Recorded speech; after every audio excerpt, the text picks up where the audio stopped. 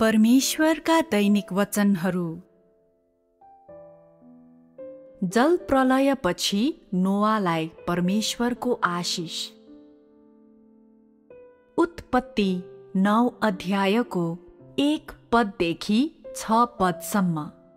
अनि परमेश्वरले नोआ र तिनका छोराहरूलाई आशिष दिनुभयो र तिनीहरूलाई भन्नुभयो, फलवन्त र वृद्धि भएर पृथ्वीलाई फेरि भर र पृथ्वीका हरेक पशुमाथि, आकाशका हरेक पन्छीमाथि, पृथ्वीमा चहल पहल गर्ने सबैमाथि र समुद्रका सबै माछाहरूमाथि तिमीहरूको डर र भय रहनेछ।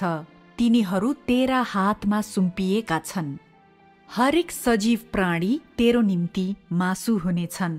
मैले हरिया वनस्पति झैं तिमीहरूलाई सबै कुरा दिएको छु, तर रगतसँगको मासु जुन रगत हो तिमीहरूले खाने छैनौ र म निश्चय नै तिमीहरूका जीवनका रगत लिनेछु। म हरेक पशुको साटो र हरेक मानिसको साटो त्यो लिनेछु।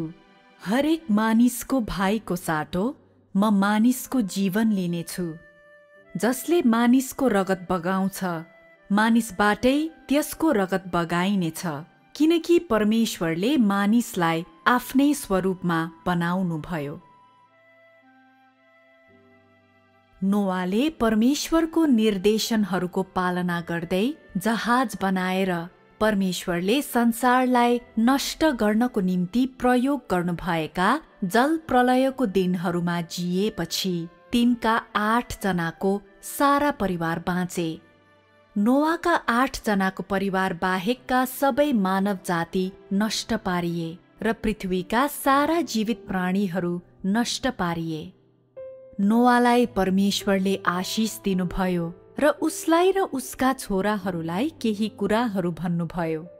ती कुराहरू परमेश्वरले उसलाई प्रदान गर्नुहुने कुराहरू र उसमाथि परमेश्वरको आशिष थिए।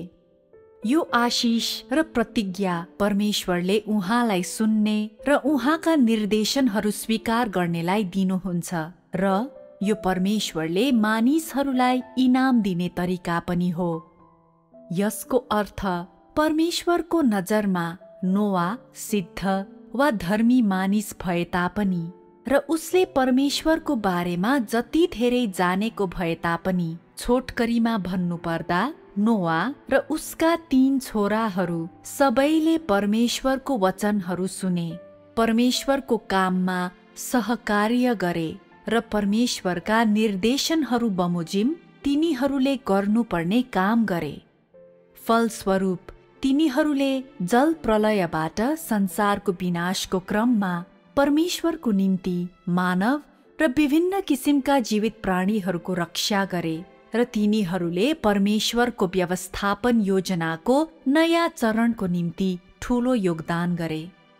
उसले गरेका सबै कुराहरूको निम्ति परमेश्वरले उसलाई आशिष दिनुभयो। आजका मानिसहरूका निम्ति नोआले गरेको काम उल्लेखनीय नहुन सक्छ। केहीले यस्तो पनि सोच्न सक्छन्, नोआले केही पनि गरेनन्, परमेश्वरले तिनलाई बचाउने निर्णय गर्नुभएको थियो, यसैले तिनी निश्चय नै बाँच्ने थिए। ऊ जीवित रहनु उसको आफ्नै उपलब्धिहरूका कारणले थिएन। यो परमेश्वरले होस् भनेर चाहनुभयो, किनकि मानिस निष्क्रिय छ, तर परमेश्वरले त्यस्तो सोचिरहनु भएको थिएन। परमेश्वरको निम्ति कुनै व्यक्ति महान होस् कि तुच्छ होस्, उहाँको इच्छा र उहाँको योजना सहज तरिकाले हासिल होस् भनेर यदि तिनीहरूले उहाँलाई सुन्न, उहाँका निर्देशनहरू र उहाँले सुम्पेका कुराहरूको पालना गर्न सक्छन् र उहाँको काम, उहाँको इच्छा र उहाँको योजनामा सहकार्य गर्न सक्छन् भने त्यो व्यवहार उहाँको सम्झना र उहाँको आशिष प्राप्त गर्न योग्य ठहरिन्छ। परमेश्वरले त्यस्ता मानिसहरूलाई मूल्यवान ठान्नुहुन्छ र उहाँका निम्ति गरिएका तिनीहरूका कामहरू, तिनीहरूको प्रेम र स्नेहलाई उहाँले कदर गर्नुहुन्छ। यो परमेश्वरको मनोवृत्ति हो। त्यसो भए परमेश्वरले नोआलाई किन आशिष दिनुभयो?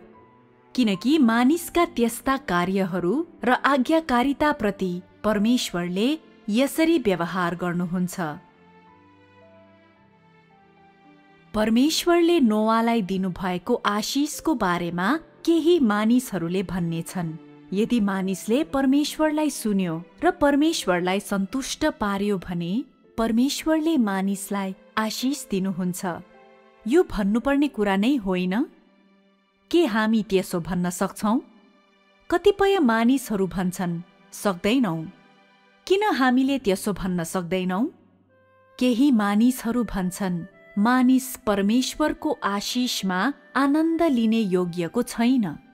त्यो पूर्ण रूपमा सही छैन, किनभने कुनै एक व्यक्तिले परमेश्वरले सुम्पिनु भएको कुरालाई स्वीकार गर्दा त्यसका कामहरू असल वा खराब के छन् र त्यस व्यक्तिले आज्ञा पालना गर्यो कि गरेन र त्यस व्यक्तिले परमेश्वरको इच्छालाई सन्तुष्ट गर्यो कि गरेन र तिनीहरूले गरेको कामले मापदण्ड पूरा गर्छ कि गर्दैन भन्ने कुराको निर्णय गर्नको निम्ति परमेश्वरसँग मापदण्ड छ। परमेश्वरले मानिसको हृदयको वास्ता राख्नुहुन्छ, तिनीहरूको सतही कामहरूलाई होइन। कसैले जुनसुकै तवरले काम गरे पनि जबसम्म तिनीहरूले केही न केही गर्छन् परमेश्वरले त्यसलाई आशिष दिनुपर्छ भन्ने छैन। परमेश्वरको बारेमा मानिसहरूमा यही गलत बुझाइ छ। परमेश्वरले कुनै कुराहरूको अन्तिम परिणाम मात्र हेर्नुहुन्न, तर उहाँले मानिसको हृदय कस्तो छ र यी कुराहरूको विकास क्रममा मानिसको मनोवृत्ति कस्तो छ भन्ने कुरामा पनि उहाँले जोड दिनुहुन्छ र उहाँले तिनीहरूको आज्ञाकारिता, ध्यान र तिनीहरूको हृदयमा परमेश्वरलाई सन्तुष्ट पार्ने चाहना छ कि छैन भनेर हेर्नुहुन्छ।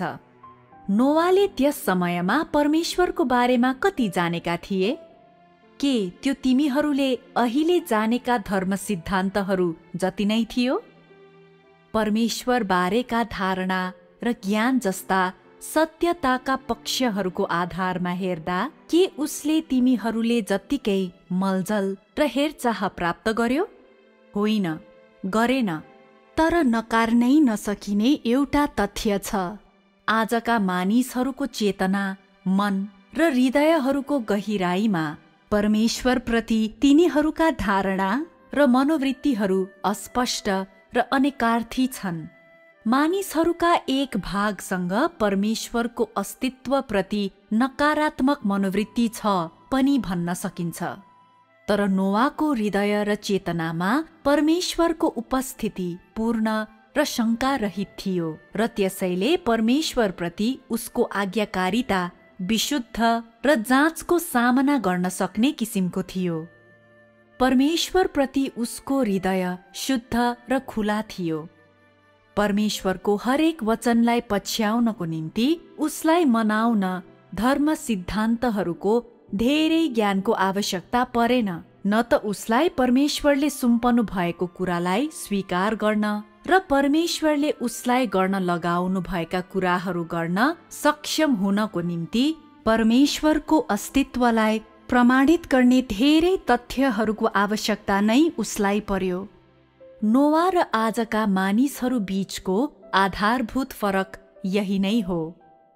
परमेश्वरको नजरमा सिद्ध मानिसको वास्तविक परिभाषा पनि यही हो। परमेश्वरले नोआ जस्ता मानिसहरूको चाहना गर्नुहुन्छ। ऊ जस्तै मानिसलाई परमेश्वरले प्रशंसा गर्नुहुन्छ र ऊ पनि परमेश्वरले आशिष दिने ठिकै प्रकारको व्यक्ति हो। के यसबाट तिमीहरूले केही अन्तर्दृष्टि प्राप्त गर्यौ? मानिसहरूले मानिसहरूलाई बाहिरबाट हेर्छन्, जबकि परमेश्वरले मानिसहरूको हृदय र तिनीहरूको सारहरू हेर्नुहुन्छ। परमेश्वरले कसैलाई पनि उहाँप्रति उत्साहविहीन वा शङ्का हुने अनुमति दिनुहुन्न, न त उहाँले मानिसहरूलाई उहाँप्रति शङ्का गर्ने वा कुनै पनि प्रकारले उहाँको जाँच गर्ने अनुमति नै दिनुहुन्छ।